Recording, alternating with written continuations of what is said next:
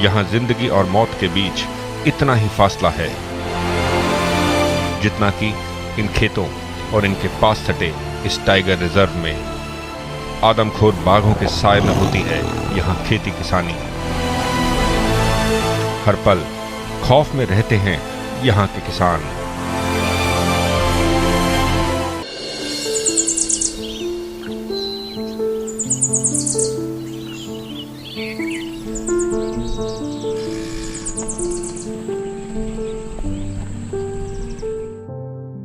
पीलीभीत उत्तर प्रदेश के सबसे उपजाऊ क्षेत्रों में से एक है। पीलीभीत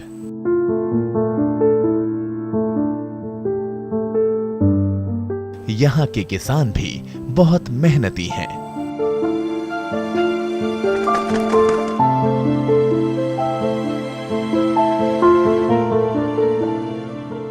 शायद इन्हीं लहलहाते खेतों को देखकर ही कवि ने कहा होगा, मेरे देश की धरती सोना उगले, उगले हीरे मोती।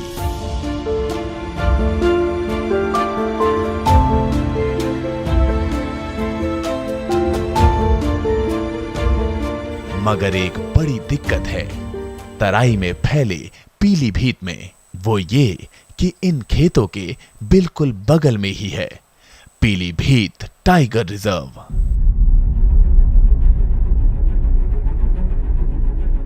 और इस रिजर्व में 50 से ज्यादा बाघ रहते हैं।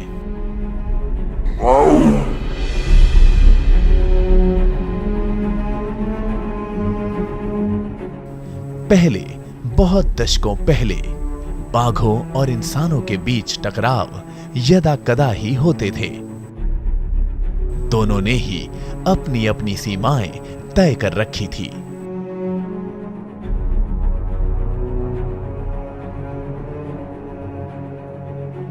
बाघ अपना जंगल छोड़कर खेतों में नहीं जाते थे और किसान जंगलों से दूर ही रहना पसंद करते थे। लेकिन पीलीभीत में मामला बिल्कुल उल्टा है। अक्टूबर 2016 से मार्च 2017 तक 7 लोग यहां बाघों का निवाला बने।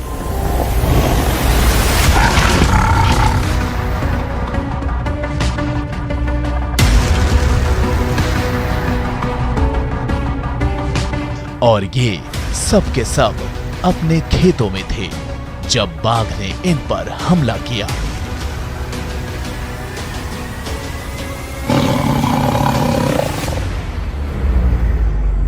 पीलीभीत में आदमखोर बाघ का खौफ इस कदर फैला कि किसानों ने अपनी खड़ी फसलों की पहरेदारी करनी ही छोड़ दी।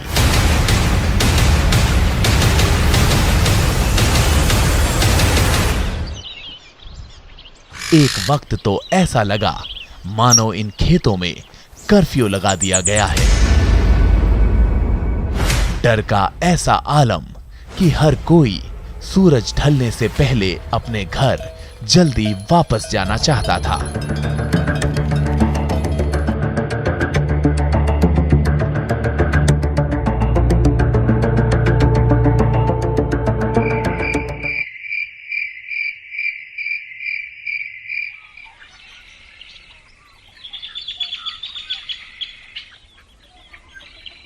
लेकिन अचानक ये डर गुस्से में बदल गया।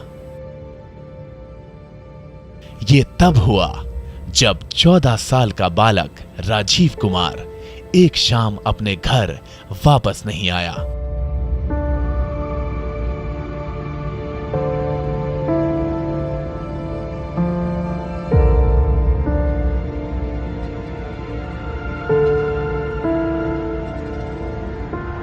वो 10 फरवरी का दिन था।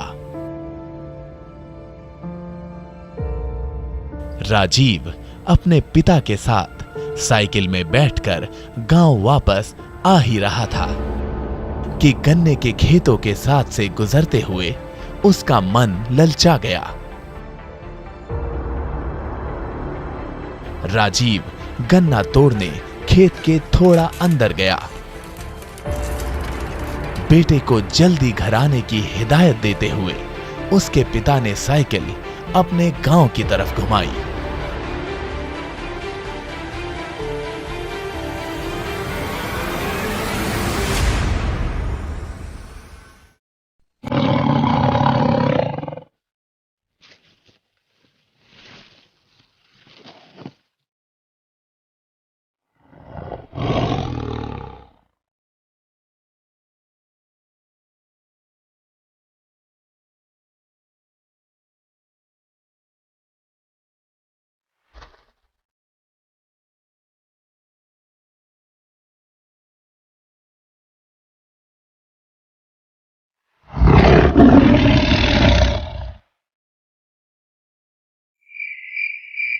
जब देर शाम राजीव घर नहीं लौटा तो उसका भाई और गांव के अन्य लोग उसे ढूंढने निकले।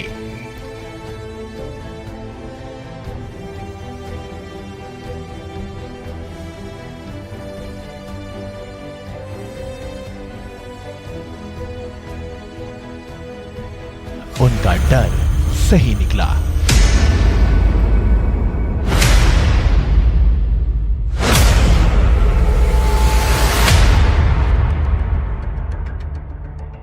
गन्ने के खेतों के पास ही उन्हें मिली राजीव की आधी खाई हुई लाश। राजीव पिपरिया संतोष गांव का रहने वाला था।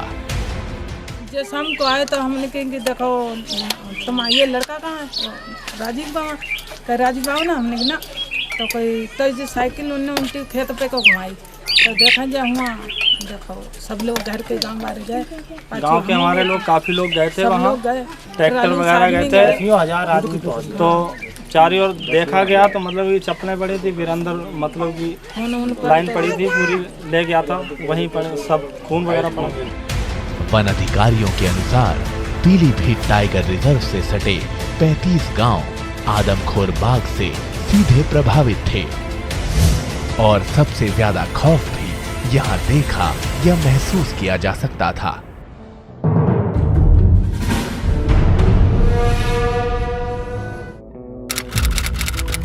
10 फरवरी 2017 तक 6 लोग बाघ का शिकार हो चुके थे। गांव वालों का आक्रोश चरम सीमा पर पहुंच चुका था। मौके की नजाकत को देखते हुए पीलीभीत का वन विभाग भी हरकत में आया। सबसे पहला काम था आदमखोर हो चुके बाघ को ढूंढना, और ये कोई आसान काम नहीं था। बाघ के डर के मारे किसानों ने खेतों में जाना ही छोड़ दिया था। लेकिन दिक्कत ये भी थी कि ये आदमखोर बाघ अपनी मनमर्जी से कभी जंगल से खेतों में आ धमकता तो कभी वापस जंगल की तरफ कूच कर जाता। बाघ को ढूंढना बेहद जरूरी था।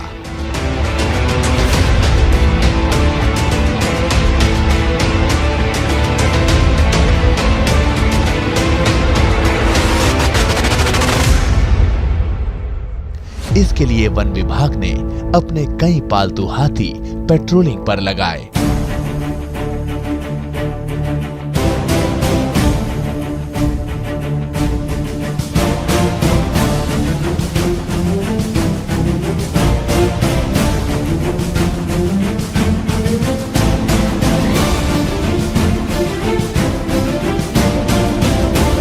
ये हाथी न सिर्फ जंगल के किनारों पर ही गश्त लगा रहे थे, बल्कि आसपास के गांवों में काम करते किसानों पर भी निगाह रखे थे।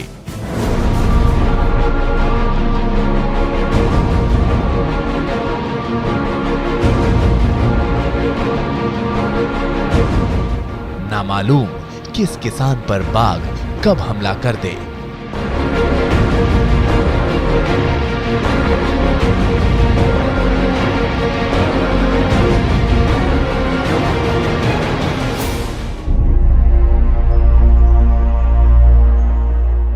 उत्तर प्रदेश के मुख्य वन संरक्षक संजय सिंह का मानना है कि पीलीभीत में यह हालात अचानक ही नहीं पैदा हुए। उधर टाइगर रिजर्व से सटे गांवों में तनाव लगातार बढ़ता जा रहा था।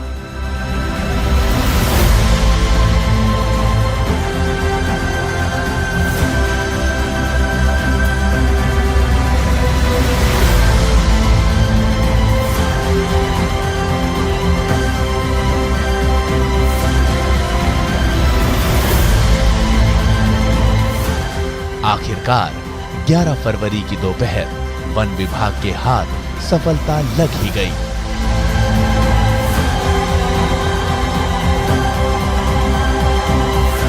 खोजी हाथियों ने बाघ को ढूंढ ही निकाला।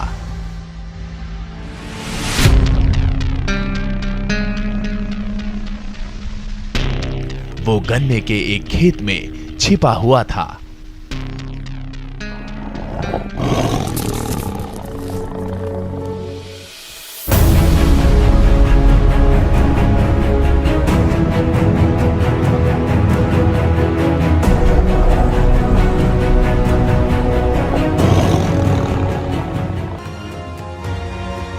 तय किया गया कि जान से मारने के बजाय बाघ को ट्रैंकुलाइज यानी बेहोश किया जाए। लेकिन वन विभाग की मुश्किल थी तेजी से बढ़ता ये जन सैलाब। अगर बाघ काबू से बाहर हो गया तो कई लोगों की जान खतरे में पड़ सकती थी। पर कुछ तो करना ही था। हिम्मत कर हाथियों पर बैठे अधिकारियों ने बाघ के निकट पहुंच उस पर ट्रैंकुलाइजिंग गन से वार किया। बाघ बेहोश तो हुआ, पर देखते ही देखते सैकड़ों गांव वाले बाघ पर टूट पड़े। अब मसला था बेहोश पड़े बाघ की जान को कैसे बचाया जाए।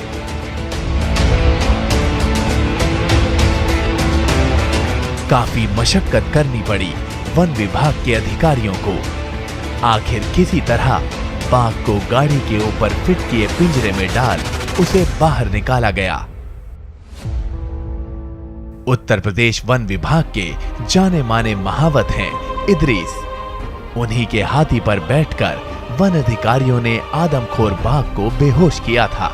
उस दिन के बारे में इदरीस का कहना है, उस दिन ये हुआ कि इसने गन्ने में आ गया।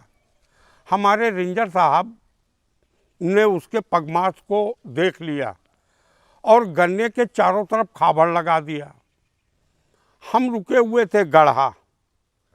वहाँ से हमारी हाथी पवन कली, गंगा कली, ये हाथियाँ वहाँ जब मौके पे आईं तो रेंजर साहब ने बताया कि टाइगर इसी गन्ने में गया है और इसका पंजा बाहर नहीं निकला है गन्ने से, इसको देखा जाए। इतने में ये पक्का हुआ कि टाइगर इसी गन्ने में है। फिर वो मशीन मंगाई गई, उससे गन्ना को तोड़वाया गया और काफ़ी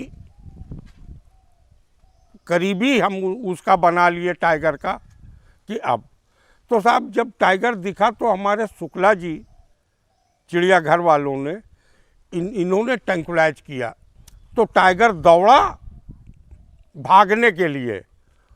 तो जब वो भागना चाहा सामने वो हाथी पड़ गए।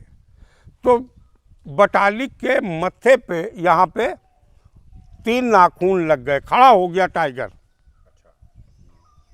लेकिन हाथी पीछे हटा एकदम से और हम लोगों के हाथी और करीब पहुंच गए उसके। डॉक्टर साहब ने दूसरी डांट मार दी तो टाइगर 2 मिनट के बाद लेट गया। Samuel Singh Pilibhit tiger reserve से अच्छी तरह वाकिफ हैं।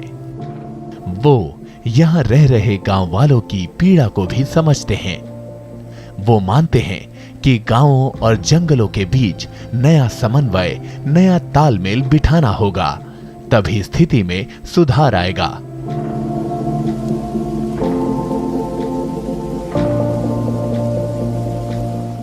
पुराने लोग थे इनके 4 फादर्स जो थे, दे नोज वेरी वेल कि हम कैसे रह सकते हैं। उनको फॉरेस्ट की बहुत ज़्यादा जानकारी होती थी।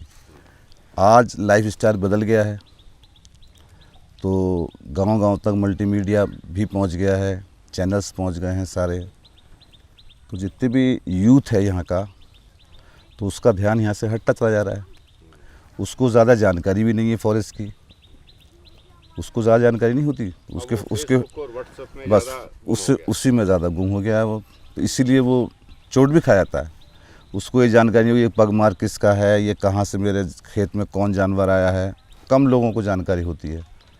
और मैंने तो ऐसा भी देखा है कि एक आदमी ने एक टाइगर ऑपरेशन में बिलारी के अंदर वो एक बिल्कुल नया लड़का आया, बोले अरे कैसा टाइगर, क्या चीज़ होता है टाइगर। वो घुस गया उसमें खेत में और उसको चोट लगी टाइगर से, तो उसको एडमिट कराना पड़ा गवर्नमेंट को। तो ऐसे भी मैंने देखा कि क्या टाइगर होता है, तो जानकारी नहीं बिल्कुल भी। अब देखिए, आप देख रहे हैं कि कितने नेशनल हाईवेज हैं, रिवर इंटरकनेक्ट की जा रही हैं, कैनाल्स इंटरकनेक्ट की जा रही हैं। क्यों ना हम फॉरेस्ट पैचेस का भी एक कॉरिडोर को कनेक्ट करें एक दूसरे से, तो हो सकता है इस कन्फ्लिक्ट में कुछ कमी आए। अगर इसी टाइप से ऐसे और कॉरिडोर बन रहे हैं तो फॉरेस्ट कॉरिडोर भी एक हाँ, क्योंकि इस तरह के कॉरिडोर तो मध्य प्रदेश में कई जगह पे बन रहे हैं और हमारी स्टेट में भी मैं समझता हूँ लागू हो जाए तो। कुछ ऐसा ही कहना है इस इलाके के अमीन का। मनुष्य पे यूँ हमला करता है जैसे मतलब बाई चांस कभी टाइगर शिकार पे होता है, ठीक है। टाइगर शिकार करते करते जो है गांव में आ जाता है। गांव में आने के बाद में जो है मतलब जो खुकारी होता है एक तरीके से, वो मतलब जो है शिकारी हो जाता है। तो मतलब उसको कोई भी जानवर मिले, मतलब जो है इंसान मिले, उसके ऊपर वार कर देता है। सदियों पुराना वो करार जो बाघ और गांव वालों के बीच था, वो अब पीलीभीत में टूटता नजर आ रहा है। गांव वासियों की भी मजबूरी है सूखी लकड़ी लेने या फिर अपने पशुओं को खाना खिलाने के लिए